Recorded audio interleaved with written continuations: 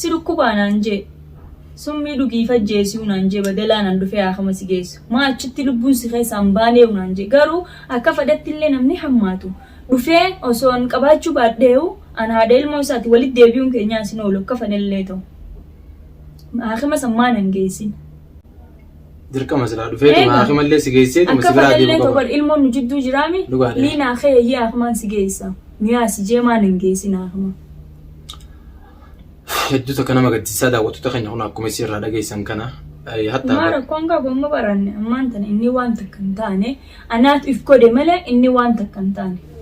assalamu alaykum wa rahmatullahi wa barakatuh kabajamtoota daawwattoota keenya jirra jirtu isiniin jecha sanamtaa assalamu alaykum wa rahmatullahi wa barakatuh jirra jirtu kabajamtoota hordoftoota Liinaa Tuubii bakkuma jirtanitti nageenya keenya laggeen fi gaarreen qaxxaamuree isin haadha qabu isin jecha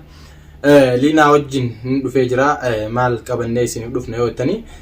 san me Liinu mana isini himtu me Liina di baratiin tu samara kongamu akkasi gaa daawwattoota keenya eegalinaan jettanii eegala arra Liina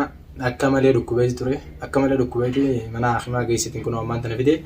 akka tasaa ani bakka hojiitiin ture fannisillee bakka hojii ture isi mana keessatti dhiisee fannisis waan deemee jiruuf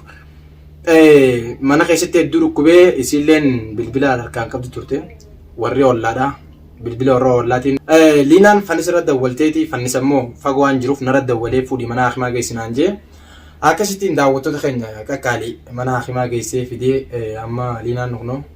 wayyootee jirte jechuudha alhamdulillah Liina alhamdulillah kasi kabajamtoota daawwattoota keenya arraan kana wallahi guyyaa lama mana kana keessa fannisiis bakka dalagaatii natti galutti hin jiru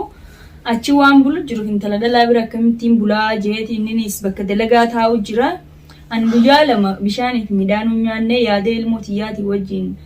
akkasitti waan mana keessatti inni na dhiisee deemeef giseen na dhukkubee mana keessatti hedduu takka na dhukkubee alhamdulillah ammaan tana fayyeetiin jira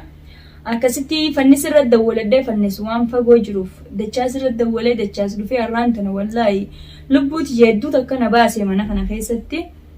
silaa inni na dhufuu baate arraan tana antu maaliif yoo jenne dachaas amma namni hamaadha akkamitti waan akkanaa jettaa jecha jeellee aara Abdallaatu isa jechisiise waan jaalateetii miti garuu dachaas wallahi nama dhugaa yoo jettan wallahi gama ikhiyaanan dachaas hedduun galatoonfadha maaliif hin galatoonfadha ani dhukkubsadhee mana keessatti nama bishaanii fi midhaan akka nu dhabee wallahi inni dhufee lubbuuti na baraaree haakuma na geessee achi na oolchee amma kunoo fidee mana na galchee maashaallah galatooma alhamdulillah amma fayyee obbaleessi kan wajjin dhalatan qofaa miti gama ikhiyaan wallahi ani hedduun isa galatoonfadha Liinaa yeetuni waan dilas galata barbaachistu miti waan dirqama manarra jiruun godha daawwattoota keenya ana akkuma isin jee Liinaa arraas boruus taanaan yeroo isin rakkatetti cinaadhaan jira maaliifuu deemtee mana fannis jirti dhugaadha duraanillee ittilleen siqinnaan jettanii ittilleen dhiyaatinaan jettanii kun immoo murtoo isaa miti akka isin keessa jirtu murtoo isaadha haa ta'u immoo arra silaa jechuudha muciyyoo tana narra dawwalanii onnachuu baatte hedduu takka miidhamti mana keessatti kuno namu kuban qabu fannis bakka dalagaa jira anillee bakka inni sanuu dalagaan saalleen asirraa fagoodha bakki fannis dalagu sanif isarra dawwalee isanatti ergee dachaas amma bakka dalagaatiin dhufee jechuun mustashfaa na geesse hammeenyatti hin fudhatina dachaas kanallee hin jibbina wallahi dhugaan isinii maanne garuu yooniin dubbadhe ati dhugaanan seetanii an dachaas namni tokko jechuu gisee rakkate nama bira dhaabbateef nama hin jaalatu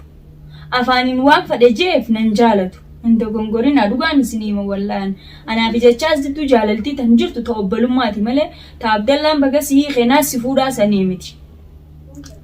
daawwattoota keenya waan takka aarin waa hedduu nama afaanii baafti Liina mee maal irraa keessi dhukkubame kana akka daawwattoota kiyyaaf himtuu barbaade bal'inaan daawwattoota keetiif hime wanni irraa keena dhukkube akkuma daawwattoonni hiyyalleen beekee warri ollaallee namni hundinuu beeku waa'ee sababa Abdallaatiif jecha na dhukkube guyyaa lama mana keessa ciisu jira osoo bishaanii fi midhaan hin jiin sababni kun hundi sababa ilmooti ni beektan namni hundinuu ilmoon akka itti nama jabtu ni beektanii ilmi dhiiraa tokko intala dhalaa takka eega jibbee waraqaa isii kanneef deemee ilmoo asirra kaayyatee ganda keessan deddeemu osoo hin tahin inni kun dhiiraa na bira dhiisee narratti hin masruufin narratti hin gargaarin anummaa naa dandayu narra dhiisee maaliif hin deeminii saniitu ammaan tan akkana na dhukkubsee sagalee isaa dhaga'uutti hin jiru isaas agaruutti hin jiru dalagaa irraa illee bahee jechuu mana keessa osoo maal nyaadhaa maaliin dhugaas hin jihin hiraariin mana keessatti fayyaa dhabee ati rabbiin natti si fide haqaaf si fide rabbiin silaan har'a fannisa irratti dawwalachuu baadde atuu natti hin dhuftu. Barsaniin fuun namni fi kun hamaan qabu jaanarra illee afaan walii qabu. Daawwattoota keenya yoo nuti wal bira jiru wal quban qabaanne namni halaalaa quba naman qabaatu jechuu barbaadeeti. Maaliif har'a fannis hedduu akkaan galatoomfadha fagoollee yoo jiraate narra dawwalee dhaqi liinaa manaa kamaa geessi liinaa hedduu dhukkubee naan jee. Akkasittiin fuudhee manaa kamaa geessee achi oollee yoo xiqqaatee hono akkuma agartan kana akkasitti muqaddiyaa abbaa sadii moo abbaa afur isa? Afur. Itti keenyee akkasitti wayyooyitee san gubbaadhaan borullee deebii jaaniini. Dhugaadhee ganaa dawaan naa hafee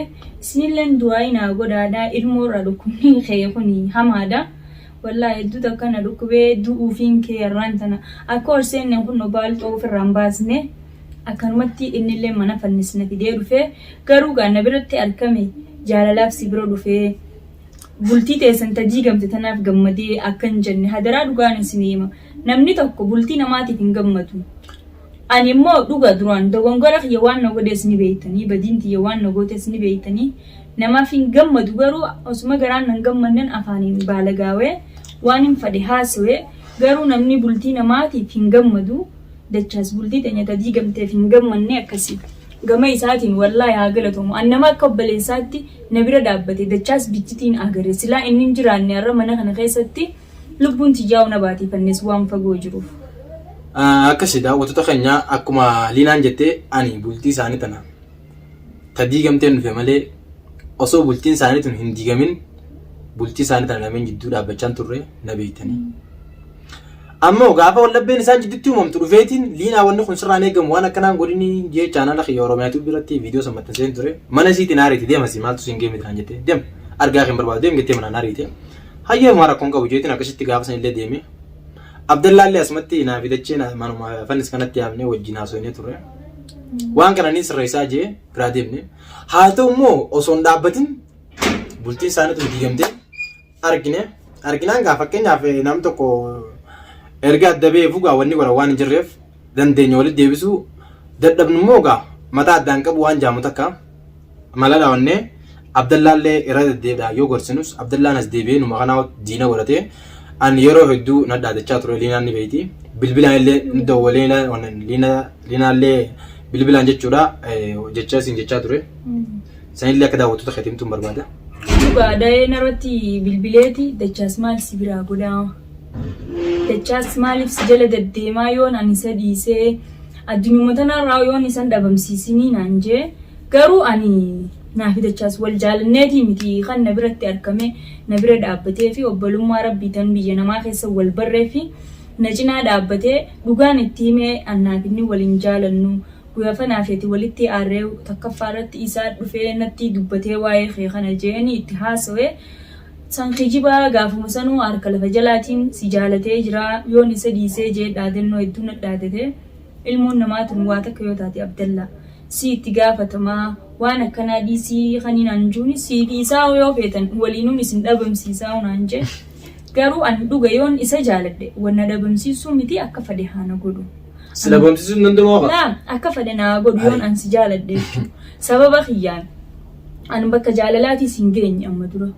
Imimaan kiyyaa onarraan goggoyne ilmooti yaan deengaddaan addabee abbaan manaa deengadda waraqaa naa kanne akka shari'aattis gisee intalti hiikamte hiddaa fi muddaa isaaniiti fixattee yoo heerumtellee achi booda heerumti yoo jaalattellee achi booda malee amma osoon hiikamee baatii takkaa hin gahin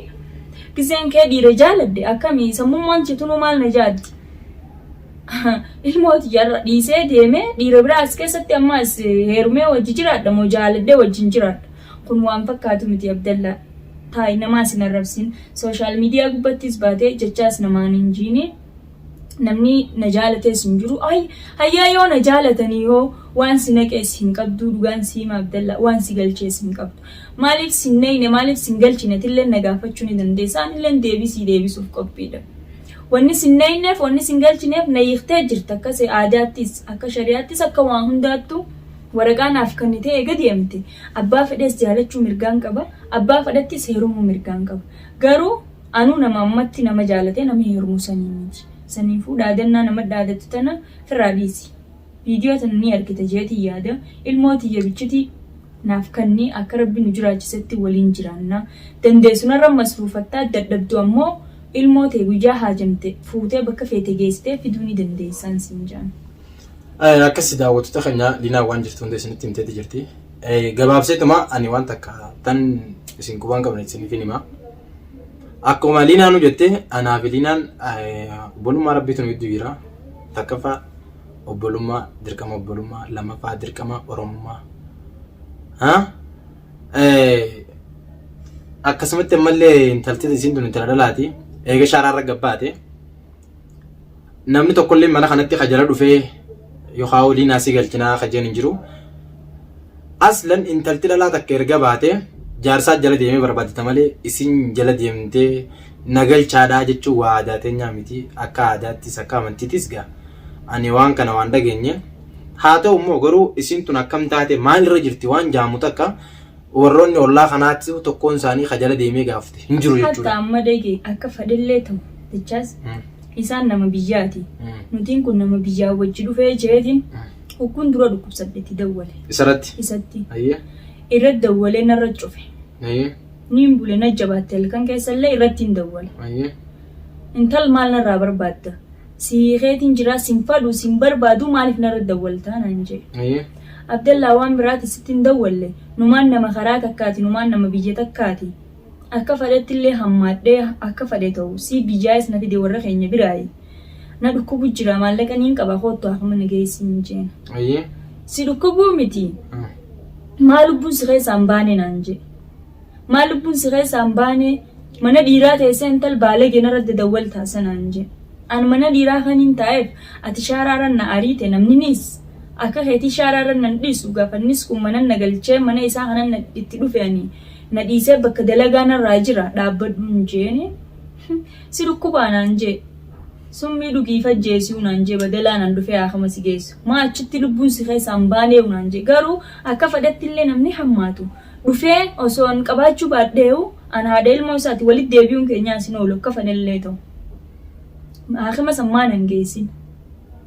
Dirqama silaa dhufee akkama illee si geessee akka fadhallee ta'u ilmoon nu jidduu jiraami Liinaa keeyyee akkamaan si geessa. Miyaa si jeemaan hin geessin akkama. Hedduu takka nama gaddisiisaa daawwattoota keenya kun akkuma isin irraa dhageessan kana. Maara kongaa gomma baranne ammaan tana inni waan takka hin taane anaatu if godhe malee inni waan takka hin taane. Tunis Liinaa wanni rabbiin fide takka illee nu oolamtu tanaas rabbumaatu jee inshaallah hundinuu gaaf tokko ni sirrootti jeeti yaada. Maaliifuu abdumaanii jechuu gartee miti obsaan aanan goromsaa dhugan akkuma jaansanii atilleen hedduu takka gartee miti yaaddooniin siin jaa maaliifuu wanni rabbiin fide takka illee hin oolamtu hanga feetillee Liinaa yoo halkanii guyyaa itti yaadaa oolteesi wanni godhuu dandeessu takka hin jirtu. Waan kamittiin hin yaadne dhagee haadhuwaa fakkeenyaaf waan goolu takka walumaan teenyeeti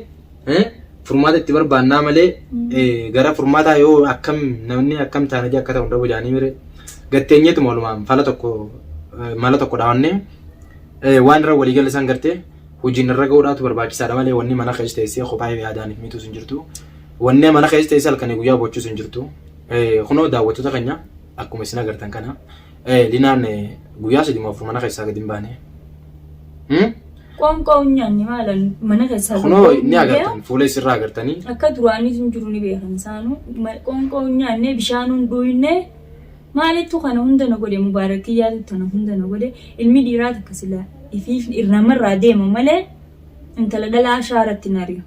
Eega shaararra baasee Liinaa eega shaararra si baasee. Na hiikami bar waraqaa naa kanneeti shaararra na baase. Intalti tun eessa seentee rabbiin ni beektaa akka madda nu baase kanatti wali nu deebisuu sin oola. Walitti isin deebisuu dandaalle. Tahaftee guddoo takutteerra. Takutte tun kutte intalti tun eessa seentee je'ee nan laalle dhufee naas hin barbaanne namuma deemee wanni ta gubbatti ol bee nama arrabseetuma naatu ana harkaadhaan tun waan takka waan isaa gootu hin qabdu na harkin booddeen na dho'isiidhaa jaanii beektee makmaasatti sanifu umara konkabu afanki ya nogode hireti ya nogode umara konkabu ana malle wallahi duga daawwattoota keenya kabajamuuf jaalatamu wanni hundinuu akkuma afaan irraa dhageessan ani immoo yoomiyyuu taanaan obboleessa liinaa qulqulluudha obboleessi kan wajjin dhalatan qofaa miti kanaaf duba deebuun qaban arras boruus taanaan liinaa teenya saasi barbaachisetti yeroo hunda si cinaan dhaabbadha eenyuun qabaniis malee ayyi waqtii yeroo si barbaachisetti si cinaa dhaabbachuudhaaf qophiidha maaliifuu namni misiitan eega gabbaate eeysa seentee eeysa jirtaa muciyyoon tun akkam taate maal nyaatti maal dhugdi yaadarraa akkamii dalaga jirti moo dalagatti hin jirtu namni jee jala deemee gaafate tokkollee waan hin jirreef anaaf fannis bichaadhaatu isii quba qaba har'a silaa fannis ittiin ergaan dhufee haakima geessu baadde fannis dalagaan saasii miti ni fagaata sanaa ala dalaganni yoo xiqqaate kiiloomeetira 30-25 akkana sanaa ala dalaga saniifuu osoo jechuudha inni radda walee haakima geessi jee natti himuu baate namni ollaa kanaa tokkolleen ka fuudhee haakima geessu hin jiru inni mataan isee jaarsisi qeesiin irra dawwalte Abdallaan jechuudha jaarsisi kaduraanii Abdallaan bilbila akkuma reefu si irraa dhageessan kana narra cufee bakka xiyyaayoo barbaadde duwii hayyee namni obboleettii wajjin dhalate duuba obboleeyyan keenya nama ilmoo walirraa qaban dhiisi nama waggaa meeqa wajjin jiraatan dhiisiti alagaanuu duwii ni jaanii maali jibbaan hangana geesse garuu akkasii daawwattoota keenya asumatti sirraa gabaabsaa liina waan dhaammattoo qabaate daawwattoota irratti waan dhaammattu qabi anammoo gara kiyyaan assalaamu alaykum warahmatullahi ta'ala wa barakaatu isiniin jaaladha daawwattoota keenya haasawallee isiniin deddeereessinee jirra akkaan irra gahee fi akkaan keessa jiru kanumaan na wajjin qooddattan isiniin beeka rakkoo tiyyaa fi gammachuun tiyyaas gammachuu teessanii fi gadda keessanii akkuma ammallee na wajji qooddachuu jirtanitti na wajjin qooddattan jeetii yaada hangaan viidiyoo biraa qabadhee isinitti eeguutti nageetti nagaan nutura jira keenya isin jaalanna